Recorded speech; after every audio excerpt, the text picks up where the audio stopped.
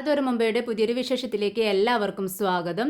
ഷെറിനെ ഹോസ്പിറ്റലിലേക്ക് കൊണ്ടുപോകുന്നുണ്ട്. അതിനുശേഷം മാമച്ചായനും ഗ്രേസി ആൻറ്റിയും സെലിൻ്റെ അടുത്ത് യാത്ര ചോദിക്കുകയാണ്. അപ്പോൾ സെലിൻ ചോദിക്കുന്നുണ്ട്, നിങ്ങൾ എന്തിനാണ് വന്നത്? അങ്ങനെ ഒരു ആവശ്യവുമില്ലാതെ ആരും വരത്തില്ലല്ലോ, എന്താ കാര്യമെന്ന് ചോദിക്കുകയാണ്. അങ്ങനെ ഗ്രേസി അമ്മ പറയുന്നുണ്ട്, അല്ല, ഞങ്ങൾ അവളെ ഒന്ന് കാണാൻ വേണ്ടി വന്നതാ. ഇത് കേട്ടതും സെലിൻ പറയുന്നുണ്ട്, അല്ല, നിങ്ങളെ അവർക്ക് മുൻപ് പരിചയമുണ്ടെന്ന് തോന്നുന്നുണ്ടല്ലോ. റോബിച്ചായനും ജോബിച്ചായനും ഒക്കെ നിങ്ങളെ കണ്ടത് ദേഷ്യപ്പെടുന്നത് കണ്ടു, അതുകൊണ്ട് ചോദിച്ചതാ. എങ്ങനെയാണ് നിങ്ങൾ തമ്മിൽ ബന്ധമെന്ന് ചോദിക്കുന്നുണ്ട്. ഇത് കേട്ടിട്ട് മാമച്ചായൻ പറയുന്നുണ്ട്, ഒരു 3-4 വർഷങ്ങൾക്ക് മുൻപ് എൻ്റെ മകന് വേണ്ടി ഷെറിനെ വിവാഹം ആലോചിച്ചിട്ടുണ്ടായിരുന്നു, അങ്ങനെ ഒരു പരിചയമുണ്ട്. ആ, അത് ശരി, അത് തന്നെയാ ഇത്ര ദേഷ്യം അവർക്കെന്ന് പറയുകയാണ്. ഏഷ്യാനെറ്റ് ചോദിക്കുന്നുണ്ട്, അല്ല മോളെ, എന്താ ഷെറിന് പറ്റിയത്? ഷെറിൻ ആദ്യമൊന്നും ഇങ്ങനെ ആയിരുന്നില്ലല്ലോ. ഇത് കേട്ടതും സെലിൻ പറയുന്നുണ്ട്, അതിനെന്താ, അവൾക്ക് ഭ്രാന്ത്. ഇത് കേട്ടതും എല്ലാവരും പരസ്പരം നോക്കുകയാണ്. ഭ്രാന്തോ? മുൻപ് ആ കുട്ടിക്ക് ഒരു കുഴപ്പവും ഉണ്ടായിരുന്നില്ലല്ലോ, പിന്നെ കുഞ്ഞു കുഞ്ഞു എന്നൊക്കെ പറയുന്നുണ്ട്. ആ കുട്ടിയുടെ വിവാഹം കഴിഞ്ഞതാണോ? ആ കുട്ടിയുടെ ഭർത്താവ് എവിടെ എന്നൊക്കെ ചോദിക്കുകയാണ്. ഇത് കേട്ടതും സെലിൻ പറയുന്നുണ്ട്, അതെ, അവളുടെ വിവാഹം കഴിഞ്ഞതാ, 2 വർഷം മുൻപായിരുന്നു വിവാഹം കഴിഞ്ഞത്. സുഖമായിട്ട് ജീവിക്കുകയായിരുന്നു, രണ്ടുപേരും നല്ല സ്നേഹത്തിലായിരുന്നു. 1 വർഷം കഴിഞ്ഞതും പിന്നീട് നമ്മുടെ ഷെറിന് ഈ അസുഖം തുടങ്ങി. അത് കഴിഞ്ഞപ്പോൾ അവൻ ഇവരുടെ ഇട്ടേച്ച് പോയി, അവനെ ചതിച്ചെന്നാണ് അവൻ പറയുന്നത്. ഇത് കേട്ടതും നമ്മുടെ ഗ്രേസി ആൻറ്റി ചോദിക്കുന്നുണ്ട്, അല്ല മോളെ, അപ്പോൾ അവൾ വിവാഹത്തിന് സമ്മതിച്ചിട്ടുണ്ടായിരുന്നോ? സമ്മതമൊന്നും ഉണ്ടായിരുന്നില്ല, പക്ഷേ അവളെ എല്ലാവരും കൂടെ സമ്മതിപ്പിച്ചു. പിന്നീട് എന്താ സംഭവിച്ചെന്ന് അറിയില്ല, പെട്ടെന്ന് അവൾക്ക് ഈ അസുഖം കണ്ടു. അങ്ങനെയാ ഭർത്താവ് അവളെ ഇവിടെ കൊണ്ട് വന്ന് വിട്ടത്. അല്ല, ഈ കുഞ്ഞെന്ന് പറയുന്നുണ്ടല്ലോ, ഞങ്ങളുടെ അടുത്ത് ഓടി വന്ന് എൻ്റെ കുഞ്ഞിനെ നിങ്ങളല്ലേ കൊന്നെന്ന് ചോദിച്ചു. അതെന്താ ആ കുട്ടി അങ്ങനെ ചോദിക്കുന്നതെന്ന് രേവതിക്കുട്ടിയും ഗ്രേസ്യാമ്മയും കൂടെ രണ്ടുപേരും കൂടെ ചോദിക്കുകയാണ്. അപ്പോൾ നമ്മുടെ സെലിനൊന്നും പറയാൻ കഴിയുന്നില്ല.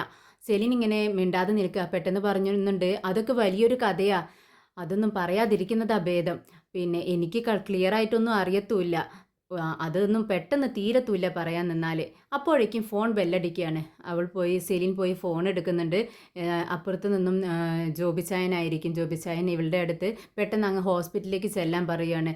അവിടെ ഷെറിനെ അഡ്മിറ്റ് ചെയ്തിരിക്കുകയാണ്. അങ്ങനെ ഫോൺ വെക്കുന്നുണ്ട്, ഇവരോട് പറയുന്നുണ്ട്, ഷെറിനെ ഹോസ്പിറ്റലിൽ അഡ്മിറ്റ് ചെയ്തു, ഞാൻ പെട്ടെന്ന് അങ്ങോട്ടേക്ക് ചെല്ലട്ടെ എന്ന് പറഞ്ഞ് അവരോട് അകത്തേക്ക് പോവുകയാണ്. അപ്പോൾ നമ്മുടെ രേവതിക്കുട്ടി പെട്ടെന്ന് ചെന്നിട്ട് പറയുന്നുണ്ട്, ചേച്ചിയുടെ ഫോൺ നമ്പർ എനിക്കൊന്ന് തരാവോ? എൻ്റെ ഫോണിലേക്ക് ചേച്ചി ഒന്ന് വിളിക്കുമോ, ഇടയ്ക്ക് വിളിക്കുമോ എന്ന് ചോദിക്കുകയാണ്. അപ്പോൾ അവൾ പെട്ടെന്ന് ഇങ്ങനെ അന്തം വിട്ട് നോക്കുകയാണ്. ഒരു പരിചയമില്ലാത്തൊരു പെൺകുട്ടി പെട്ടെന്ന് എന്തിനാ വിളിക്കാൻ പറയുന്നതെന്ന് ഉദ്ദേശിച്ചിങ്ങനെ നിൽക്കുകയാണ്.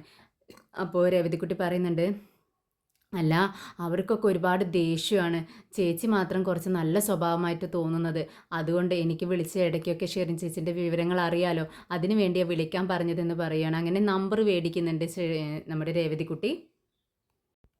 പിന്നീട് ബാലചന്ദ്രനെയാണ് കാണിക്കുന്നത്. ബാലചന്ദ്രൻ ഈ സത്യങ്ങളെല്ലാം അറിഞ്ഞ് തൻ്റെ ബാഗും എടുത്തുകൊണ്ട് വീട്ടിൽ നിന്ന് ഇറങ്ങുകയാണ്. പെട്ടെന്ന് കാറിൽ കയറുന്നുണ്ട്. കാറ് മുന്നോട്ടെടുത്ത് കാർ നിർത്തിക്കൊണ്ട് അദ്ദേഹം പിറകിലേക്ക് വീട്ടിലേക്ക് തിരിഞ്ഞു നോക്കുകയാണ്.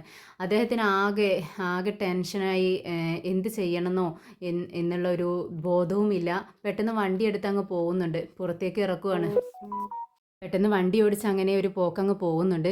പിന്നീട് നമ്മുടെ രേവതിക്കുട്ടിയും ഇങ്ങനെ ഇരുന്ന് സംസാരിക്കുകയാണ്. അവരിങ്ങനെ വണ്ടിയിൽ പോയിക്കൊണ്ടിരിക്കുകയാണ്, ഗ്രേസ്യാമിയും മാമച്ചായനും ഒക്കെ. അപ്പോൾ മാമച്ചായനും ഗ്രേസിയും ഇങ്ങനെ പറയുന്നുണ്ട്, അല്ല, നമ്മളിപ്പോൾ എന്തിനാ വന്നത്, നമ്മൾ വന്ന കാര്യം ഒന്നും നടന്നില്ല.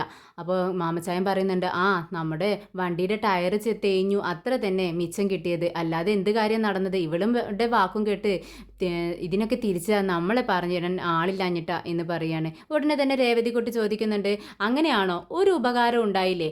ചേച്ചിയെ കാണാൻ പറ്റിയില്ലേ നമുക്കെന്ന് ചോദിക്കുകയാണ്. അത് കേട്ടപ്പോൾ ഗ്രേസി ആൻറ്റി ചോദിക്കുന്നുണ്ട്, അവളെ കണ്ടു, അത് ശരി തന്നെയാ, ഇതിലും ഭേദം കാണാതിരിക്കുന്നതായിരുന്നു, ഈ അവസ്ഥയിൽ ആ കുട്ടിയെ കണ്ടല്ലോ, അതാ എനിക്ക് ഏറ്റവും വിഷമമായതെന്ന് പറയുന്നുണ്ട്. അപ്പോൾ രേവതിക്കുട്ടി പറയുന്നുണ്ട്, അത് മാത്രമല്ല, അവരുടെ സംസാരത്തെ ശ്രദ്ധിച്ചോ? ഷെറിൻ ചേച്ചിയുടെ വിവാഹം കഴിഞ്ഞിരുന്നു, പിന്നീട് 1 വർഷം കഴിഞ്ഞിട്ടാണ് ഈ അസുഖം കണ്ടതും ഇവരിവിടെ കൊടുന്നാക്കുന്ന സമയത്ത് ഭർത്താവ് അവരെ ചതിച്ചെന്ന് പറയുന്നുണ്ട്. അപ്പോൾ അതിലെന്തോ ഇല്ലേ എന്ന് ചോദിക്കുകയാണ്. അതിലെന്തുണ്ടാവാനാ, നീ എന്തായി പറഞ്ഞു വരുന്നതെന്ന് ചോദിക്കുന്നുണ്ട് ഗ്രേസി ആൻറ്റി. അതൊക്കെ ഉണ്ട് ആൻറ്റി, നമുക്ക് വീട്ടിൽ പോയിട്ട് വിശദമായിട്ട് സംസാരിക്കാം. എന്തായാലും കൊല്ലത്ത് കൂടി പോയാൽ മതി കേട്ടോ അങ്കിളെ. അവിടെ നമുക്ക് ചിന്നുമോളെ കാണാനുണ്ടെന്ന് പറയുകയാണ്. ശരി ശരി എന്ന് പറയുന്നുണ്ട്. അങ്ങനെ 3 പേരും കൂടെ ചിന്നുമോൻ്റെ ഓർഫനേജിലേക്ക് ചെല്ലുകയാണ്. അവിടെ എത്തിയതും ചിന്നുമോൾ ഫ്രണ്ട്സിനോടൊപ്പം കളിച്ചുകൊണ്ടിരിക്കുകയാണ്. ചിന്നുമോൾ ഇവരെ കണ്ടതും ഇങ്ങനെ നോക്കി നിൽക്കുന്നുണ്ട്. അപ്പോൾ രേവതിക്കുട്ടി ചോദിക്കുന്നുണ്ട്, മോളെ എന്നെ മറന്നോ നീ? എന്നെ ചേച്ചി ഓർമ്മയില്ലേന്ന് ചോദിക്കുകയാണ്. എനിക്ക് ഓർമ്മയുണ്ട് രേവതിയാൻ്റെ അല്ലേ എന്ന് ചോദിക്കുകയാണ്.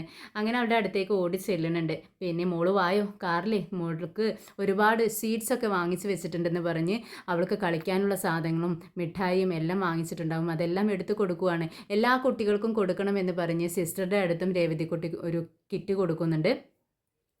പിന്നീട് പോകാൻ നേരം ഇങ്ങനെ രേവതിക്കുട്ടി ഗ്രേസി ആൻറ്റിയോട് പറയുന്നുണ്ട്, ചോദിക്കുന്നു പറയുക. അപ്പോൾ ഗ്രേസി ആൻറ്റി സിസ്റ്ററോട് ചോദിക്കുന്നുണ്ട്, ഞങ്ങൾ കുറച്ച് നേരത്തേക്ക് മോളെ ഒന്ന് പുറത്തോട്ട് കൊണ്ടുപോയിക്കോട്ടെ എന്ന് ചോദിക്കുകയാണ്. ഇത് കേട്ടതും സിസ്റ്റേഴ്സ് പരസ്പരം നോക്കുകയാണ്. എന്നിട്ട് പറയുന്നുണ്ട്, അത് ഞങ്ങളുടെ ഈ ഓർഫനേജിന് നിയമത്തിന് വിരുദ്ധമാണ്. ഞങ്ങൾക്ക് അങ്ങനെ പരിചയമില്ലാത്തവരോടൊപ്പം കുട്ടികളെ പുറത്തേക്ക് വിടാൻ പാടില്ല. അതിവിടെ ഒരു നിയമമാണെന്ന് പറയുകയാണ്. ഉടനെ രേവതിക്കുട്ടി പറയുന്നുണ്ട്, ഇവളെ 3 വയസ്സ് വരെ ഞാനാണ് വളർത്തിയത്.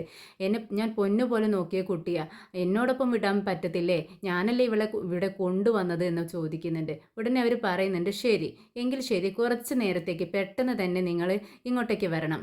നിയമവിരുദ്ധമായ കാര്യമാണ് എങ്കിലും കുട്ടി ഇങ്ങനെ പറഞ്ഞ സ്ഥിതിക്ക് ഞങ്ങൾ സമ്മതിച്ചേക്കാം എന്ന് പറയുകയാണ്. അങ്ങനെ കുഞ്ഞിനെയും കൊണ്ട് അവർ പുറത്തേക്ക് ഒരു ഷോപ്പിങ്ങിനൊക്കെ പോവാം. മോൾക്ക് ഇഷ്ടമുള്ള സാധനങ്ങളൊക്കെ മേടിച്ച് കൊടുക്കുന്നുണ്ട്. മോളെക്കുറിച്ച് രേവതിക്കുട്ടി പറയുന്നുണ്ട്, അവൾക്ക് ഒന്നും വേണ്ട മാമച്ചായ, ഈ പ്രായത്തിൽ കുട്ടികളൊക്കെ ഇങ്ങനെയാണോ? എല്ലാം വലിച്ചു വാരി എടുക്കില്ലേ? പക്ഷേ പാവം കൊച്ചാ എൻ്റെ കൊച്ച് എന്നൊക്കെ പറയുന്നുണ്ട്. ഉടനെ തന്നെ ഗ്രേസി ആൻറ്റിയും പറയുന്നുണ്ട്, അത് ശരിയാ മാമച്ചായ, ഈ പ്രായത്തിലെ മക്കളങ്ങ് ടോയ്സ് കണ്ടാലുണ്ടല്ലോ എല്ലാം വാരിയെടുക്കും. ഈ കുഞ്ഞിന് ഒന്നും വേണ്ട, അവൾക്കിപ്പോൾ വേഗം വീട്ടിലെത്തിയാൽ മതി. അവിടെ വീടെന്ന് പറയുമ്പോൾ അവൾക്ക് ഓർഫനേജ് തന്നെയാണല്ലോ. അവിടെയല്ലേ അവളുടെ ഫ്രണ്ട്സും സിസ്റ്റർമാരും ഒക്കെ ഉള്ളത്. അങ്ങോട്ടേക്ക് എത്തിയാൽ മതിയെന്നായിരിക്കണോ അവൾക്ക് എന്ന് പറയുകയാണ്. അങ്ങനെ ഓർഫനേജിലേക്ക് തിരിച്ചു കൊണ്ടാക്കുകയാണ് ചിന്നുമോളെ.